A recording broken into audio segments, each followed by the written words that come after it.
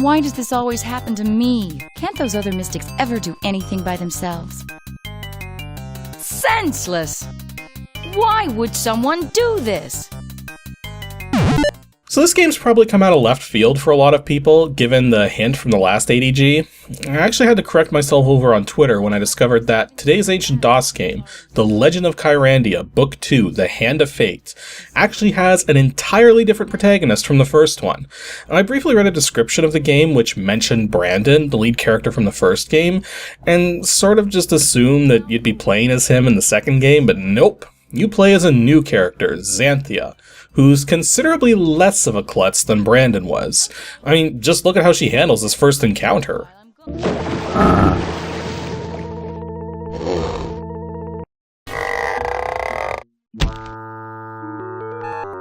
Watch it, slime ball. See what I mean? She really knows what she's...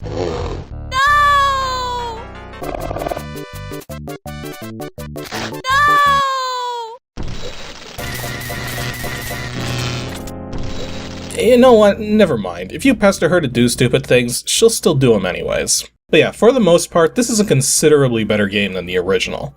The original Kyrandia game wasn't really so much bad as it was confusing and frustrating at times. The puzzles in that game start out okay, but rapidly devolve into collectathons, where you're not entirely certain which items to use to succeed, and if you mess up, you have to go fetch more from random locations. And then when the potion making comes into play, you kinda just want to scream at it. Yet all the while, the music and graphics were superb. This sequel goes a step further with the graphics by having a lot more animation than before, similarly good music, and the gameplay has been significantly streamlined. You'll still get stuck occasionally on your first playthrough, but it'll usually only be on one minor little thing, not an entire sequence of things. Mind you, that streamlining did come at the cost of making the game much more linear and compartmentalized, as in each section of the game is pretty much its own thing, unrelated to any other section. So every time you make significant progress, it's like starting a brand new game. Like having 7 games in one, all using the same engine and mechanics, which you play in order. That isn't necessarily a bad thing, it just makes the game world less open and removes a lot of exploration from the experience. But swapping exploration with better puzzle design is a trade I'm definitely okay with. The sheriff likes to throw keys into the water. He's a real crackpot. What? The Hand of Fate was again developed by Westwood Studios and published through Virgin Interactive in 1993, just a year following the original. And as before, it's a one-player, inventory-based adventure game. It supports MCGA 320x200 256 color graphics and a range of audio devices for both sound and music. As for its current release date, just like with the original, it can be purchased as a digital download from the Good Old Games website at GOG.com for $6. Or if you want a physical copy, well, that complicates things. Just like with the original, there's both a floppy release and a CD-ROM release, with the CD version being fully voiced. However, both versions are incredibly difficult to find compared to the original game, and even the third game. And for some reason, the second game seems to be the rarest of the three, with loose CDs going for around $10, and the only boxed copy I could find was for the floppy disk released, and the seller wanted $70 for it. The other option, of course, is to seek out the series collection, which is what I have, as that contains all 3 games on 3 individually sealed CDs, and typically goes for between $20 and $40 nowadays, depending on how complete it is. Kyrandia is disappearing! The story of this game takes place sometime after the events of the first game, where Brandon is now the ruler of Kyrandia, and provides the narration for the beginning of the game. Basically, Kyrandia is disappearing, one small piece at a time, and everyone's stumped as to what's going on. Running out of ideas, the Royal Mystics decide to even invite the bumbling but well-meaning character of Marco into their research, along with his new valet, a giant hand, who doesn't reveal the cause of the problem, but has a potential solution: the use of an anchor stone found in the center of the world. Since the quest is simple, the youngest of the mystics, Xanthia, is chosen to be the one to retrieve the anchor stone. But upon returning to her house in the swamp with the necessary ingredients to mix a potion able to open a portal to the center of the world, she discovers all of her stuff's been ransacked. Unable to make a portal potion without all of her stuff, Xanthia begins her quest completely frazzled, having to find whatever things she can to get her magic going again, and to find an alternate route down to the center of the world. Now, I should point out that the story progresses through multiple chapters, so to speak, with the start of each chapter signaling the removal of nearly all of your inventory, along with a change of outfit, which I think is one of the neatest aspects of the game. You've got a magician able to change her clothes magically at the snap of her fingers, visiting numerous different locales, so it makes perfect sense that she's going to want to be dressed appropriately for each. Mind you, most of the time her clothes are getting torn up too.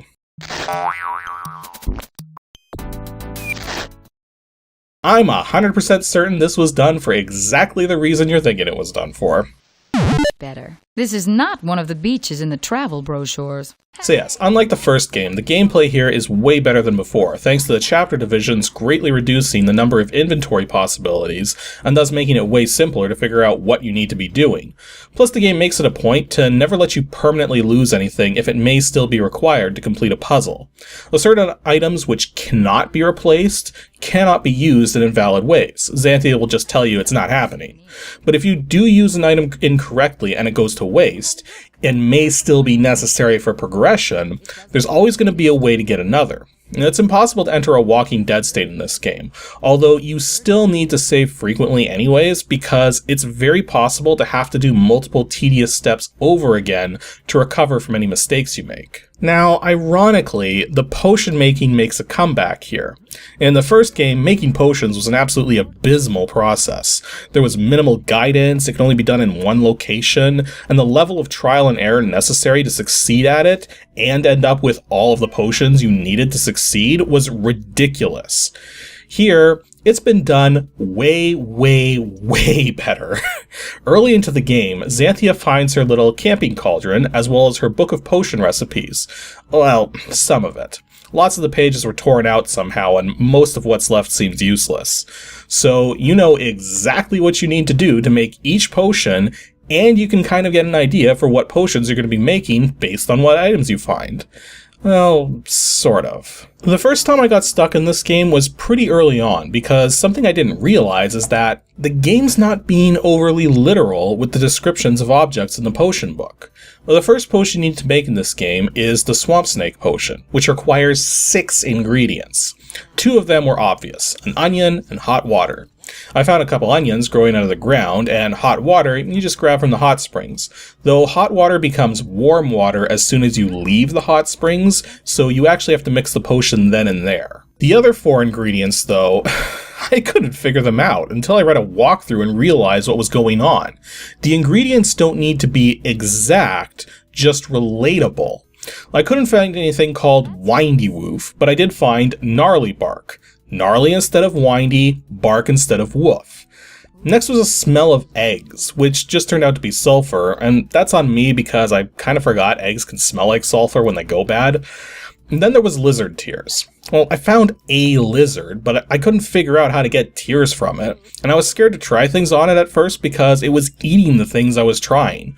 But ultimately, you use a feather to get it to cry, somehow, and then scoop up the tears. And then there was the toadstool, which turns out I could just use this stool I found, which was owned by a bunch of toads. Yeah, once you realize the game is playing you, the player, in this way, things get a little better, but there's still a number of puzzles which might stump some players, not because they're difficult, so much as the game has an awkward balance between giving the player hints they need versus giving the player hints which are pointless. For instance, while I was stumped, Xanthia was constantly muttering about having to dig for a treasure, but you don't dig for said treasure at all. You just have to scare away a rat in a cave, repeat a sequence you learned from some light-up musical bugs, and voila, instant treasure. Yet, there are other times where you will get a direct hint as to what you should be doing, and at that point, it's a matter of figuring out how to do exactly that. Like when you try the alchemist's magnet on something floating in the water, and Xanthia remarks that she probably needs a regular magnet. That's actually a clue as to what you should be doing rather than just her usual banter. Though, let's talk about those musical bugs for a moment, cause this is kind of important. There's a tree you find early on with these 7 bugs of different colors and percussive effects.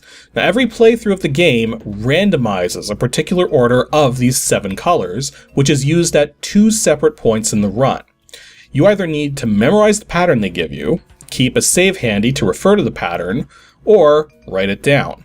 Otherwise, you can find yourself very stuck come the second chapter.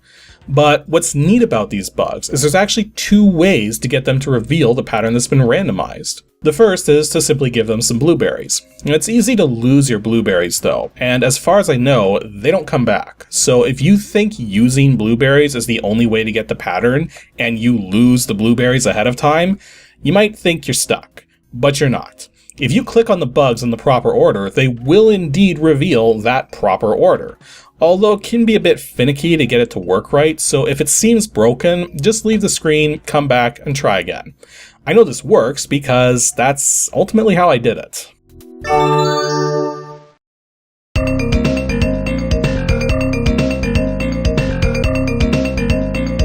Cute tune, but inaccessible to the masses. Interestingly enough, there's multiple instances of unusual or unnecessary solutions. One such example is an island you could go to with cannibals on it, who will boil you up for supper if you try to explore. There's literally nothing to find on this island, and once you hit these cannibals just once, you're probably going to avoid them forever following.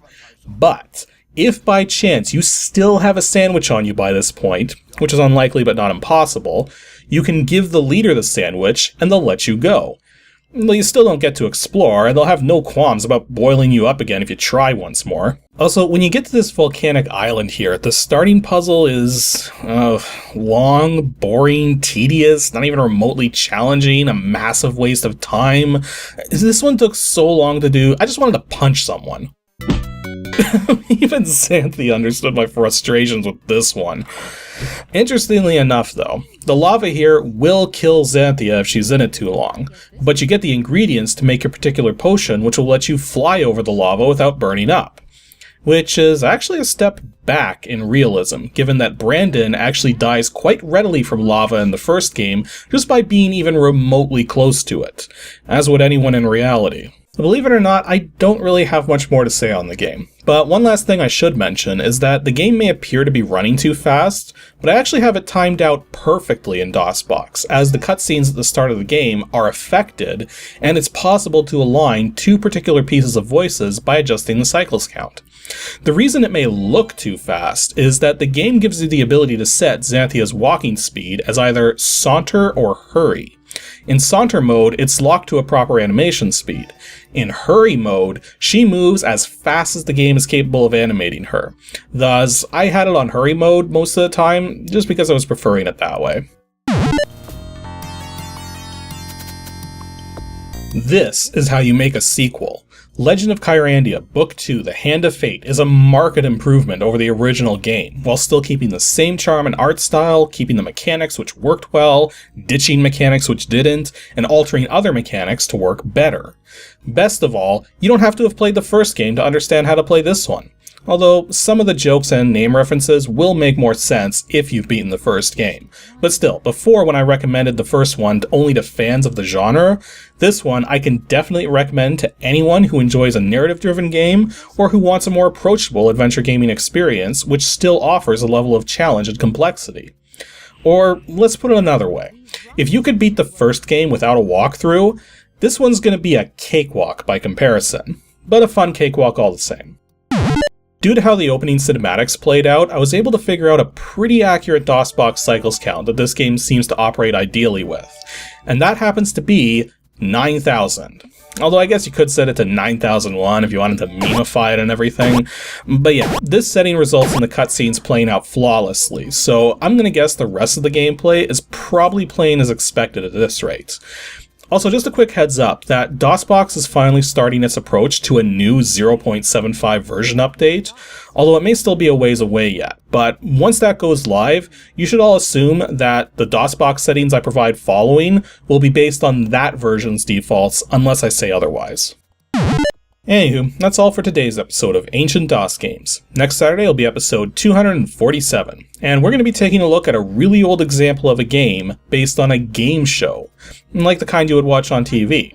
There's a few games that could be, and I'm not giving more of a hint than that, so you're just going to have to take a stab at it when you send in your guess to adg@pixelships.com, and make sure to stay tuned because given how long I've owned this game for, it's kind of hard to believe I'm only just getting around to it.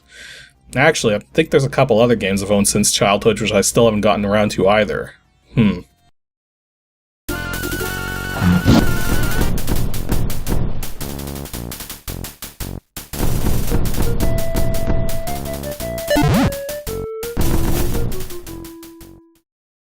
Thanks for watching, everyone, and special thanks to everyone supporting me on Patreon. Here's a small random set of you guys.